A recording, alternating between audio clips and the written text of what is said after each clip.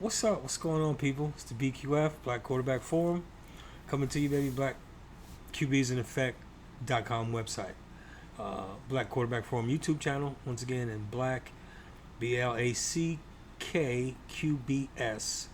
in Effect, Black QBs in Effect.com website. So as you can see, I'm rocking my Georgetown hat tonight. In just to reach out to diehard fans of teams that don't have a chance to win in the Super Bowl. So Georgetown don't have a chance of winning the national championship in college basketball. They are garbage right now, basement dwellers. They've been bringing up the Big East for a while. Breaks my heart, dude. I'm a huge Georgetown fan. I will love them to the end. Never not call myself a Georgetown fan. Okay, forever. You see, I ain't got all this Georgetown stuff. I got Georgetown license plate, Georgetown bobblehead, Allen Iverson jersey, several other stuff. Anyway, so I get it, being a diehard fan of a team, but some of y'all teams just don't got a chance to make the Super Bowl. I'm gonna talk about that in a moment.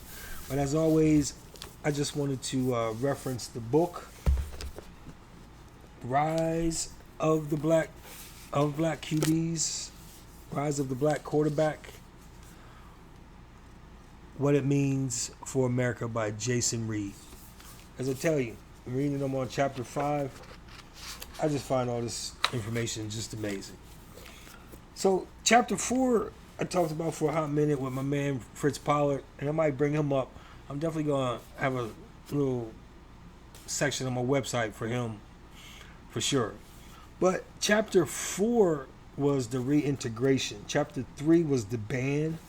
But what's interesting that I wanted to share with you about chapter 4 is regarding the Cleveland Browns, which, let me read a statement from one of the players when Paul Brown, I think his family still owns the team.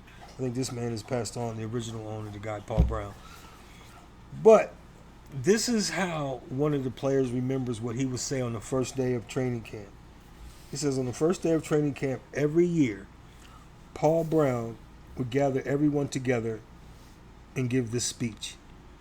He'd stand up to the front of the room and say, we don't have any black players, we don't have any black Browns, we don't have any white Browns. Everyone in this room is part of the Cleveland Browns. And if anyone has a problem with that, let us know right now and we'll get you on your way. There was never any name calling. You never heard the N-word in that locker room or anywhere else. What he did went a long way to showing us what the Browns were about. So I just find that interesting. I'm going to tell you here for a couple of reasons right now. That's chapter 4, the reintegration. I'm on chapter 5 now, the thinking position. So can't wait to get into that chapter. But what's interesting with the Browns, they're the only team this year that has 4 black quarterbacks, right? Currently, unless they get rid of one. They have Deshaun Watson, who's slated to be the QB1, Jameis Winston, Tyler Huntley, and Dorian Thompson-Robinson. So they have 4. And they're one of the 4 teams that have never been to the Super Bowl. The other 3 are the Lions, the Texans, and Jacksonville Jaguars. So, interesting tidbits about the Browns. I'm going to try to keep this short and sweet. There was, game 2 of preseason, right? And for some players, preseason means a lot. For some, obviously, the starters, you get out there and get your work in, and you just get ready for the regular season. So with that said, it's just interesting how some teams look ready and some teams don't, man. I don't know what to say about the Steelers. Everybody, if you watch football, especially if you're a Steeler fan. Well, okay, here's the deal, right? You just want your team to look good, right, in preseason. You just want them to look like good. Score some touchdowns and your number 1 players go rah-ha and all that. And even your backups. You want the team to look good. Move the ball. Steelers is not looking good. They're dysfunctional. No matter who quarterbacking, it's like a grind with them. It's like, I give you the glaring opposite, right? And he's just a rookie. Caleb Williams of Chicago doing things in this last game against Cincinnati, made some great throws off platform. He looks like he's having fun. I mean, and if he makes a bad play, it's like, okay, yeah, let's get him next time. The total opposite in Pittsburgh. Like if they have a bad play, it's like, oh my God, you can just feel the angst, and it's like, man. I mean, I want the Steelers to play well, just to be competitive. Like all these teams, in all seriousness, I want all the teams. I want all the best players out there because I don't want I don't want to hear no excuses for these people when they lose, whoever they might be, whoever don't win that Lombardi Trophy at the end of the season. I don't. Well, our best guy wasn't there. So, with that being said, let's see. There was a few other interesting things in preseason, right? Trey Lance, he's definitely not going to be starting anywhere anytime soon for the Cowboys or anybody. But he looked decent in his outing against the Raiders. Speaking of which, bad quarterback play. They made the announcement that Gardner Minshew is going to start. And I'm like, okay. I hope they don't expect to go too far, okay? Like I said, die hard. I know some people out there want your team to go to the Super Bowl. It ain't going. Carolina Panthers, y'all ain't getting nowhere close. I'm sorry. But y'all diehard fans, I get it. I understand. In the NFL, I'll call them the P-R-O professionals. Some of these people are entertaining, right? Because that's what we want. We want entertainment, right? So I was just turning up the volume. But check it out, right? Speaking of quarterbacks, I'm just talking about quarterbacks in general. J.J. McCarthy, drafted by the Vikings. I forget what particular position, but in the first round. Top 10, I believe. He was supposed to be the guy, right? But he gets hurt, of course. Now, torn meniscus. He's out for a whole season. So Sam Darnold, who's on his fourth team, same draft class as Lamar Jackson, Josh Allen, Josh Rosen, who ain't even in the league no more, and Baker. I think there may have been one more. I might be forgetting. But Baker, I know, was in there for sure. Sam Darnold on his fourth team. So, before McCarthy got hurt, it was almost as if Darnold was just biding time before he get replaced, right? They was hoping McCarthy was going to be that guy. Kind of like what they hoping Bo Nix going to be in Denver. But in Minnesota... These professionals, I listened to them. And before McCarthy got hurt, it was as if, like I said, Darnold was just waiting to be replaced. Week 2, 5, 7. And now it's like he is going to be that guy that's going to take him over the top. It was like he's got the pieces around him. And then they started making excuses for, well, if Justin Jefferson doesn't have the numbers he had before. Which they know he's not going to have the numbers, right? So, look, I get it. You guys sell tickets. You got to make TV. But they're not going nowhere. Okay? Sorry. They're not going to... Well, at this point, between them and Bears are going to be playing for third, fourth in that division. Because neither one of those teams is going to leapfrog the Lions or the Packers. So as much as I like Caleb Williams and the Bears, I don't think he's going to pull a C.J. Stroud, I should say. A C.J. Stroud. Which is coming as a rookie year. Win the division. Go win the first round playoff game, wild card, and then go to the divisional. So I'll get into my playoff teams later, which I think the Bears could eke in there.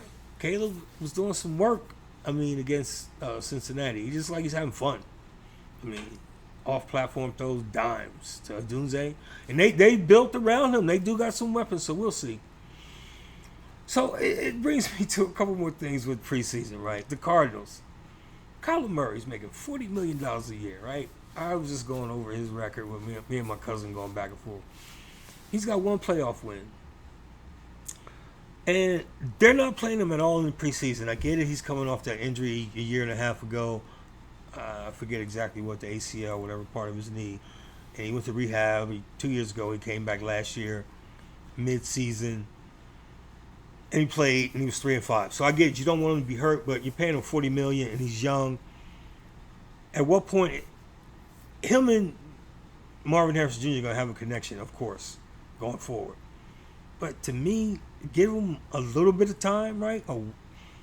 A series, a couple, just to get some passes out there, just to So if they falter in week 1 and they don't look good, then why didn't you give them some time? This is what preseason is about, right? It's glorified practice. I mean, they have those practices leading up to the game where they even get live reps in. Not sure if he practiced against who the Cardinals just play. I can't think off the top of my head who they were playing. But I don't know if they had the joint practices leading up to that game. So, anyway, we'll see what happens when the season starts. Just a quick rundown. I just want to go through this list. And you tell me we can remove Patrick Mahomes' name from the list. But you tell me what quarterback stands out to you that you think would win the Super Bowl for their team. I know there's a lot of things that go involved. But here's just a rundown of the starting quarterbacks in the NFL in 2 weeks. No, yeah. Is it 2 weeks? Yeah, somewhere around there. Less than 3. Whatever it might be 3. Anyway, September 5th. Eagles, Jalen. I'm starting the NFC East. Eagles, Jalen Hurts. No particular order. Cowboys, Dak Prescott. Giants, Daniel Jones. Another $40 million quarterback, which is one playoff appearance. Jaden Daniels, rookie. NFC North. Packers, Jordan Love, who just got signed. Nice contract. Lions, Jared Goff. Has played in 2 NFC Conference Championship games. He's won one, went to the Super Bowl and lost. Caleb Williams, promising, glorified rookie. And Sam Darnold, bringing up the Vikings. NFC South. Kirk Cousins and the Falcons. New team, a lot of weapons. Bucks, Baker Mayfield. Saints, Derek Carr. Panthers, Bryce Young, bringing up the basement. Sorry, they'll be bringing up the basement again. Okay. NFC West, Niners, Brock Purdy. Rams, Stafford, Super Bowl winning quarterback. Seahawks, Geno.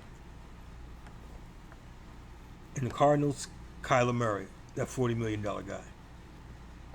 In the AFC East, the Bills, Josh Allen, whole new receiving core.